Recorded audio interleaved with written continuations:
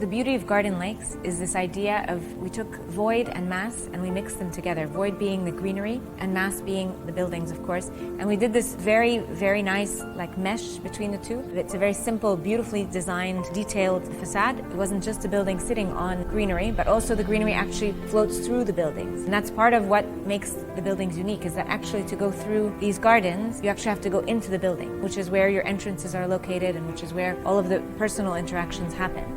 And so that's sort of the starting point of the master plan, was this idea of having social connections all the time within green spaces. You're really trying to make someone's life more pleasurable. You're really trying to make this idea that their experiences are not seeing concrete, they're not seeing too many people going to do something or getting in a car. And I think part of this master plan, as well as this project, is to try and break that, is to make people constantly having to pass through leisure moments. Pass through a garden, pass through a lake, pass through where people are hanging out with their babies or their children. The beauty of the project is the individuality of each experience. It's this idea that when people walk into the building, there's a lot of greenery, but as I get into my apartment, so either through it's the common court or it's through the main building, and I get into sort of this oasis. I open my apartment door and I see this beautiful courtyard that's mine, that leads to a beautiful rooftop around my rooms. It's really felt when you start to look at some of the shots of the interior or some of the architecture, that this greenery actually just pulled into the building with you and pulled into the experience with me in the apartment where I live or into the